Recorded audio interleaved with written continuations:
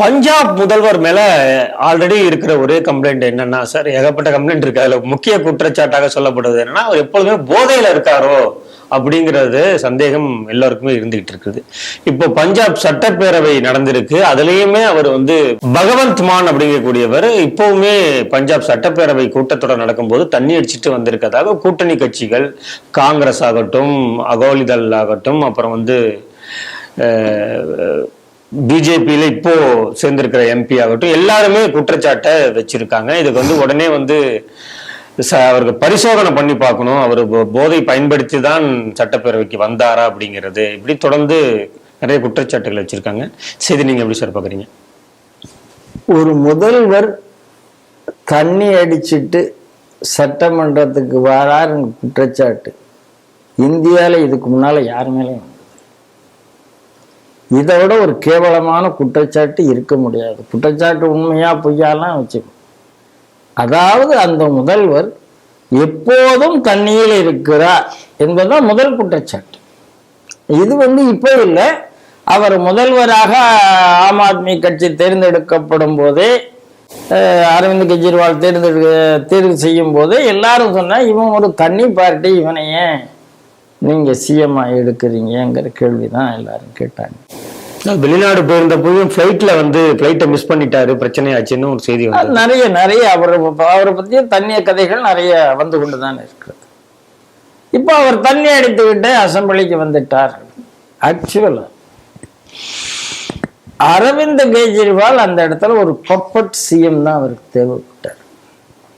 பஞ்சாப்க்கு ஏன் தேவைப்பட்டாருன்னா, தான் சொல்றதை கேட்கணும். டெல்லியில இவருக்கும் போயிட்டு இவரே பஞ்சாப்ல தான், டெல்லியினுடைய ஒரு எம்பி, பஞ்சாபினுடைய ஒரு எம்பியினுடைய குவார்டர்ஸ்ல தான் இவரே வீட்டை வச்சுட்டு இருந்தார்.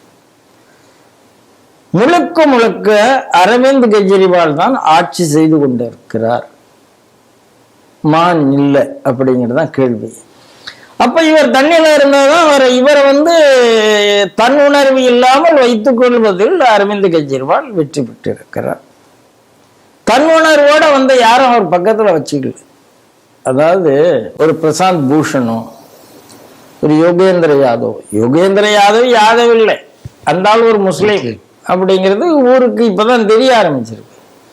பிரசாந்த் பூஷன் ஒரு நக்சல், அதுலயும் சந்தேகம் கிடையாது. கிரண்பேடி இருந்தார்கள், பாஜகவுக்கு வந்து விட்டார்கள்.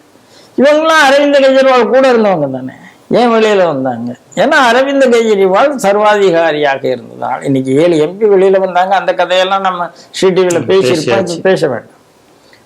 ஆகையினால ஒரு போதைக்கு உள்ளான ஒரு ஆளை தன் வைத்துக் கொண்டிருந்த அரவிந்த் கெஜ்ரிவால் இப்ப இது வெளியில வந்திருக்கு.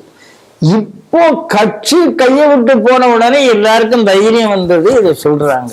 இது ஏன் முன்னால சொல்லல? இப்போ 7 எம்பி கட்சி மாறி போன உடனே சொல்றாங்க. காங்கிரஸ் சொல்லுகிறது, ஐயோ பஞ்சாப்ல ஊழல் ஆட்சி, ஆகையினால இன்னைக்கு பாஜகவுக்கு இடம் வந்து விட்டது. சரி, இது என்னது வரைக்கும் நீங்க சொல்லல, அவ்வளவுதான். இதேதாங்க தொடக்கத்துல இருந்து எல்லா இடத்துலயும் காங்கிரஸ் இதை விட்டுட்டு, அந்த தும்ப விட்டுட்டு வாழை பிடிக்கிறதுங்கிறது எல்லா இடத்துலயும் நடந்து கொண்டு இருக்கிறது. இன்னைக்கு இது நடக்குது. இந்த சிஎம் தூக்கி எறியப்பட வேண்டியவர் தூக்கி எறிஞ்சிட்டு யார் வருவா? காங்கிரஸா, பிஜேபியா? அந்த பயம் அவர்களை ஆட்கொண்டு இருக்கிறது. அதனால பொறுத்திருந்து பார்ப்போம். இந்த குடியாரர் போவார், வருவதற்கான வாய்ப்பு பாரதிய ஜனதா கட்சிக்கு இருக்கிறது. காங்கிரஸ் எப்படி ரியாக்ட் பண்ணுதுன்னு பார்ப்போம்.